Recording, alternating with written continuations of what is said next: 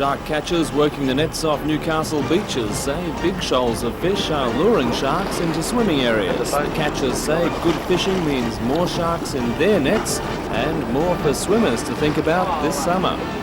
For all the news, join us tonight at 6.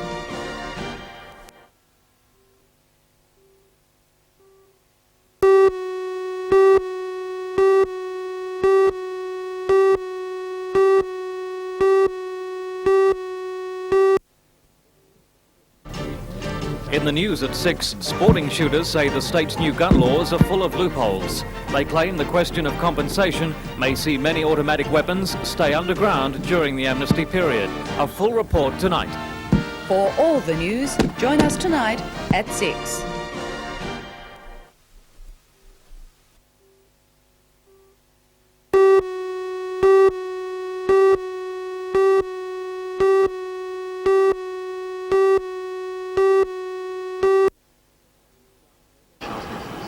These shark netters have a contract to protect about 40 kilometres of coastline from Stockton south to Catherine Hill Bay, where each of about a dozen beaches have their own 300-metre nets.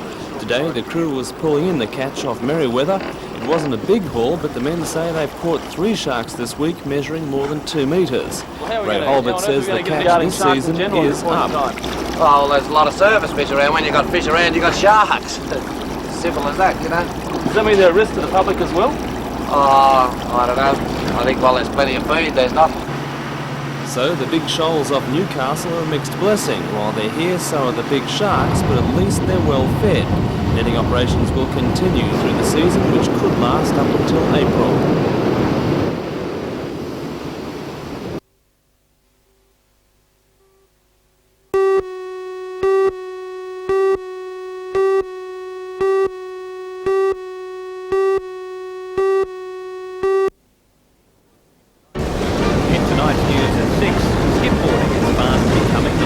Fad on Newcastle beaches.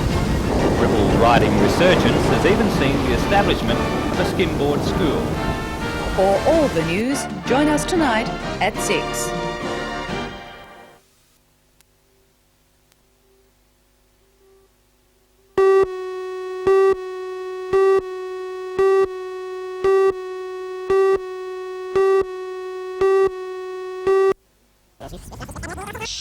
Police divers today searched in vain for a weapon used in the murder of the man.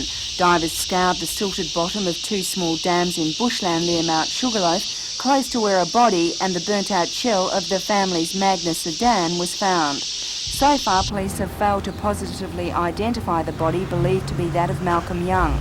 They've been waiting on dental charts from Lithgow, but they've had problems securing the records because the Young's dentist has died. Today, police continued following up leads and interviewing people in the hope that some new clue will surface. We are looking for a weapon at this stage. We're also very interested to hear from anyone who may be able to help us with Mr Young's movements on the 31st of December, whether they saw him on foot, in a cab, train or bus, in the Cardiff, Macquarie Hills, Wallsend, Newcastle area. So far, the picture that has emerged of Mr Young from police investigations is that he was a stable family man. The Youngs only moved to Newcastle 10 months ago. Mr Young worked for the railways for 29 years and was transferred here with his job in February because State Rail were reducing staff at Lithgow. In Lithgow, they lived in the same house for their entire married life and have 2 married children, a 24-year-old son Gary and a 20-year-old daughter Gail. Mr Young worked shift work as a railway controller. His 41-year-old wife Pamela worked for the TAB in Lithgow and now works part-time at the Warners Bay branch. Police say no one had a bad word to say about them. They live in a largish brick home with a swimming pool in Macquarie Hills, which they are paying off.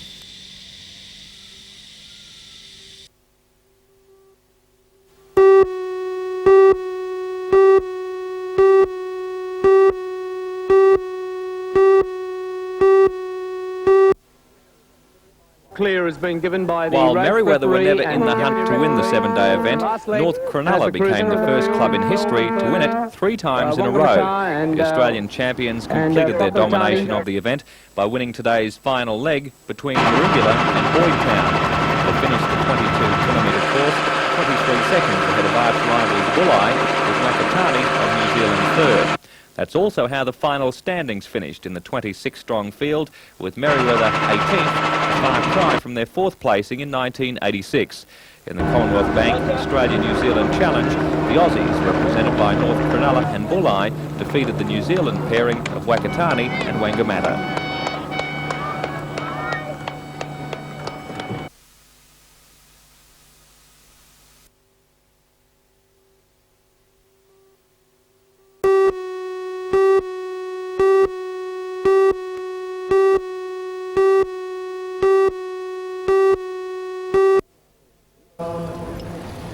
Newcastle's Greek community is one of the biggest ethnic groups in the city. They turned out in their hundreds at historic Bogey Hole Pool to celebrate a special feature of the Feast of the Epiphany observed by Greek communities around the world. Somewhere below this throng of onlookers, about 25 young men and one woman are waiting for Father Nicholas to cast his cross into the pool after the blessing of the waters. The event has been observed without interruption for well over 20 years in Newcastle, and the occasion was appropriately observed by community leaders, including Lord Mayor John McNaughton, attired in robes rivalling Father Nicholas himself for opulence. Then the highlight of the ceremony, the cross is cast into the water. This year, Stratos Kapelos is first to retrieve the sacred object. This means he'll receive a special crucifix to wear commemorating the event, and according to tradition, he'll enjoy good fortune this year.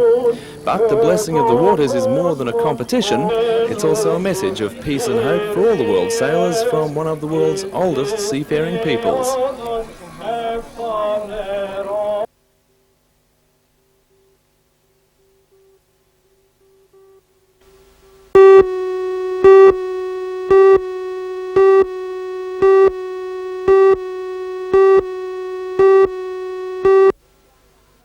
Is trying to hunt up, and the Riders three from England, the Newcastle United boys are States, running the Italy and trifecta. Australia competed Watson in the goes event, to the which was lead. full of great Davies racing came up on and the a number inside of to go to incidents. second. For local Nixon hero running Chris Watson, third, and it was a Schwartz is back in disaster, fourth with an place engine at the moment, breakdown with and a Wedgwood fall running when last. leading his heat. The leader is Chris Watson. He's decked it. He's down. Their last lap. Can Stephen Davies That bad hang on luck to kept him third out of the place? final, But which was Johnny won by Hoskins Englishman Alan International Rossiter, is going who to beat go fellow to the countryman Englishman Peter Carr, Alan with Rossiter. local rider He's and Parrot first. New South Second Wales place champion goes to Stephen Peter Davies Carr. third. Third is Stephen Davies. Fourth is Sean Wilmot.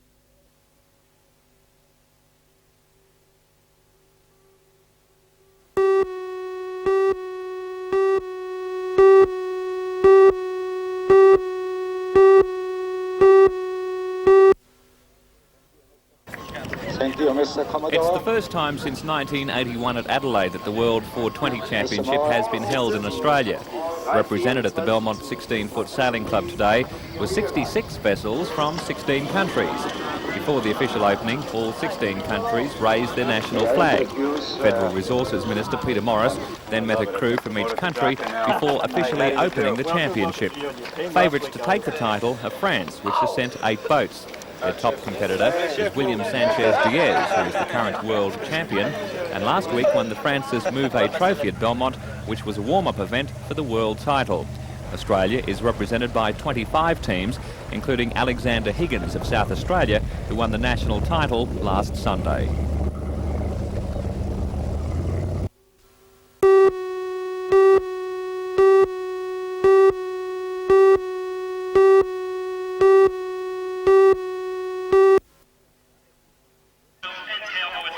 First day of the event was yesterday, and prior to today's program, a grand entry was conducted in which the champion Cowboys paraded, as well as a Kubra, which is one of the nation's best ever bucking horses.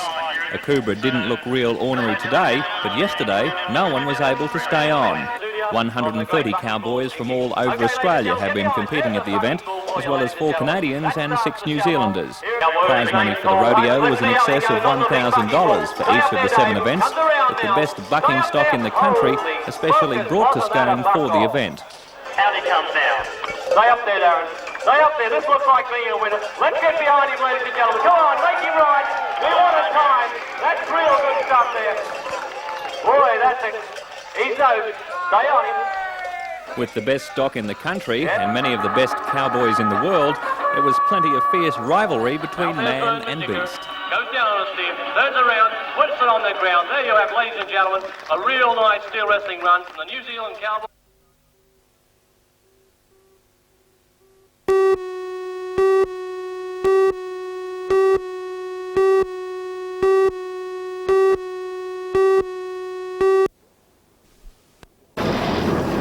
This rescue 3 miles off Nobbies is part of a monotonous routine for water police. Under the rail, under the rail, under the rail. Down the bottom, clean over the front, down the bottom. Clean over the front, down the bottom. That'll do it. Righto. The vessel in trouble has no power for its motor or its radio. That's not uncommon according to police. It's possibly caused by corrosion around battery terminals, but it's one that could easily have been avoided through simple maintenance. Constable Ben Wright says holiday makers leave their boats in winter storage, then head out to sea without taking simple steps to ensure that the motors won't let them down. They haven't been started at all since last season, and this time of the year where everybody wants to go in their boat, they seem to take it for granted, hook it on the back of the car and go to the ramp, put it in and expect it to start without first of all checking whether the oil has water in it, and things like the engine, whether it'll actually turn over, whether the impeller in the motor will put enough water through without overheating it. It's general maintenance things that should be checked before you put your boat in the water.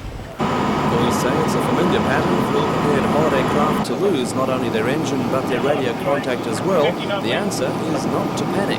They can always signal, they can flash anything shiny to another boat. It always attracts attention. They should be carrying V-sheets, which are the distress sheet they can display.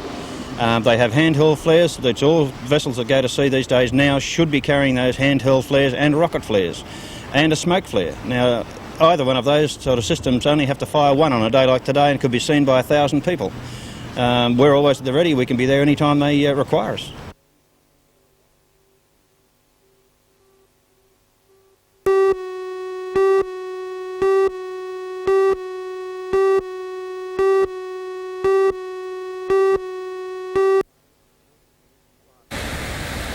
Firefighters from Morpeth and East Maitland, as well as local bushfire brigades, fought for 12 hours to extinguish the fire, which destroyed 4,000 hay bales, a truck, 2 tractors, 2 hay balers and other farm machinery. Firefighters will maintain a fire watch on the Brisbane Field Road property for the rest of the day.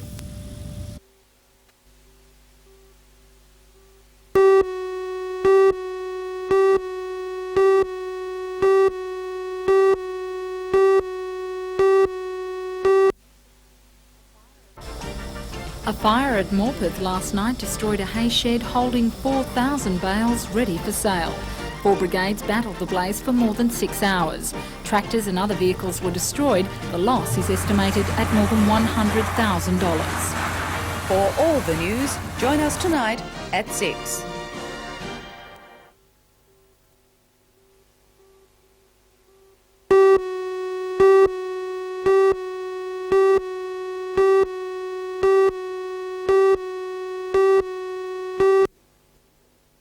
A bicentennial activity of a particularly academic note commenced at Newcastle University today.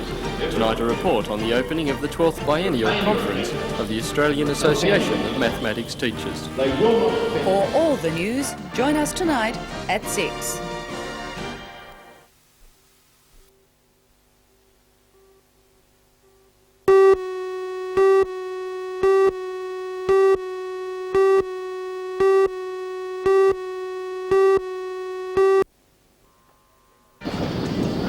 In tonight's news at 6, we'll have all the details of today's 2nd and 3rd races in the World 420 Sailing Championships held on Lake Macquarie. 16 nations are taking part in the regatta, which continues until Friday. For all the news, join us tonight at 6.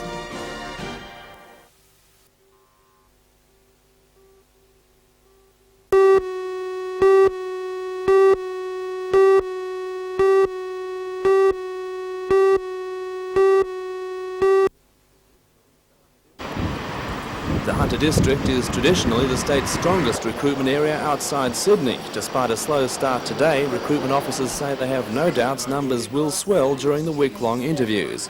Inspector Ray White says there are 800 vacancies to be filled at the Police Academy between now and June. With police looking for new skills and disciplines ranging from computing to languages, he says there are diverse opportunities for applicants. We're looking for all sorts of people and we've got all sorts of jobs to offer. All the specialist activities right throughout the police force are available to these people after they do 2 years in uniform.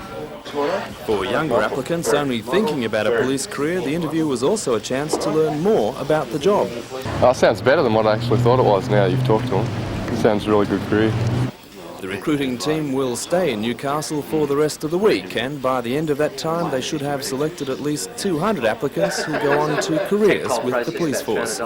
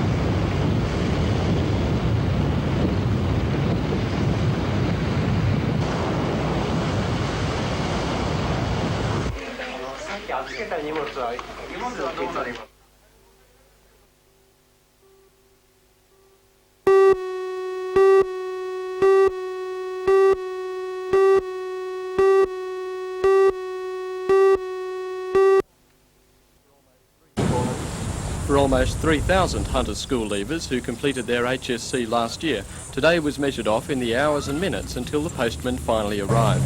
The contents of that unremarkable envelope would play a large part in their future direction and possible employment. According to Regional Director of Education, Alan Beard, Hunter students have achieved high standards and have now generally accepted the new system. New form of HSC, giving as it does an examination mark as well as an assessment mark from the school, which actually measures different things from the one-shot exam, gives a much broader picture. The HSC now covers also subjects that are done apart from the standard basic subjects, things such as other approved studies that the student does while they're in Year 11 and 12. And so they're getting a very broad statement of their achievements during those 2 years. The only aggregate mark given with the HSC is now calculated by individual tertiary institutions. However, Newcastle University Deputy Vice-Chancellor Michael Carter says assessing students from the raw scores has not been a problem. Not from the point of view of the University of Newcastle. I think other universities in New South Wales are similar to us, that there isn't a major problem. We've been selecting students for some years now, and we're well geared in to the new system. Do you believe that the HSC...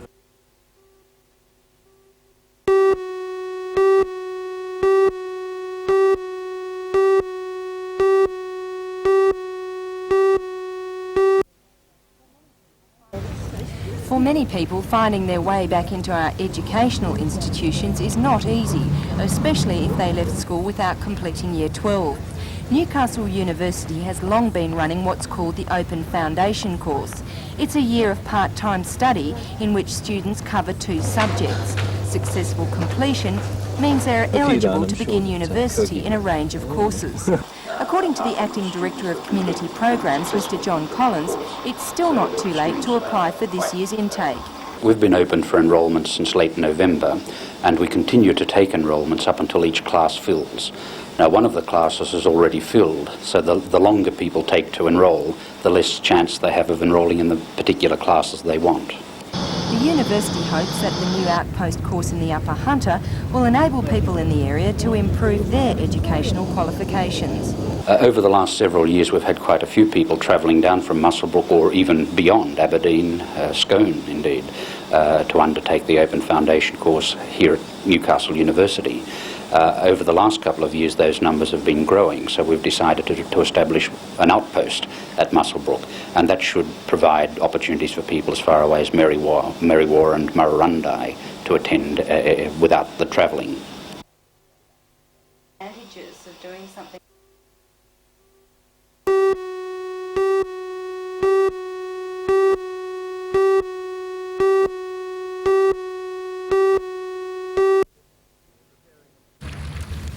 Repairing and strengthening equipment was the order of the day after the lake showed its might with 30-knot winds yesterday. Several boats failed to complete the course and the forecast was for more of the same. Despite the casualties, race officials are more than happy with both the weather and the local facilities. Aaron Botza, international jury member and chairman of the 420 class in Israel. This is quite similar. Good winds every day. There is no day without wind, no waves and enough space to race. So I think it's ideal for sailing. One who is not so happy is 18-year-old Frenchman and current world champion Jean-Francois Berthaud.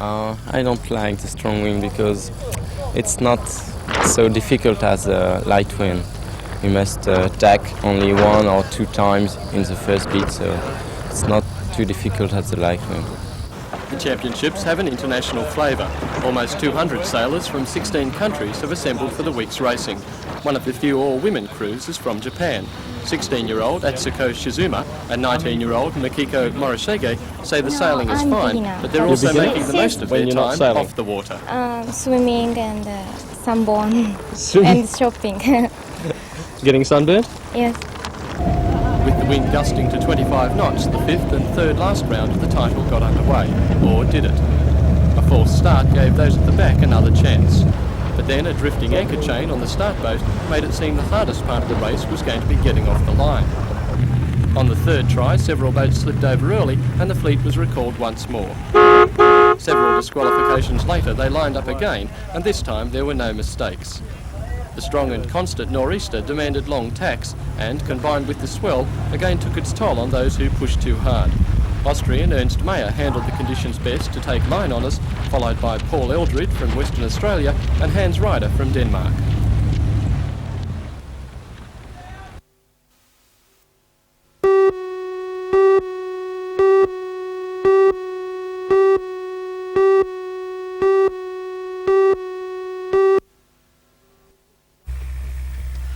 With the downturn in the struggling rural industry, many young people who may have gone on to farm have chosen other occupations. Mr Armstrong has criticised the government for not paying enough attention to maintain a viable workforce in rural industries. But principals of the state's major agricultural colleges, including Tokau, Murrumbidgee and Alexander, are optimistic about the future of the rural sector and its employment potential. Principal of Tokau College at Patterson, Cameron Archer, today said that applications are still being accepted for the Certificate and Advanced Certificate of Agriculture, a course designed to train graduates in all aspects of the land. Mr Archer said that there was more demand for graduates than those available. He said the state's colleges offered excellent facilities to educate and train future farmers, providing courses relevant to the rural needs of New South Wales.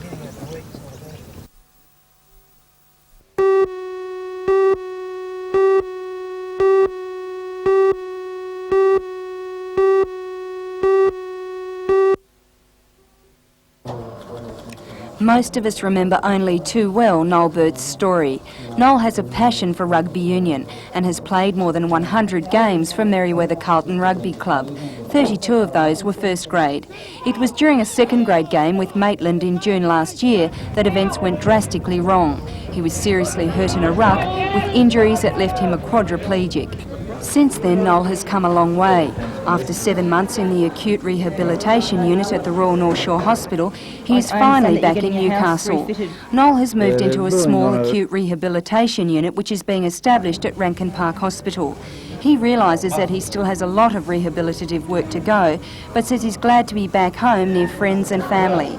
His wife, Nipaporan, and 10-month-old son, Daniel, who stayed by his side in Sydney, are here with him.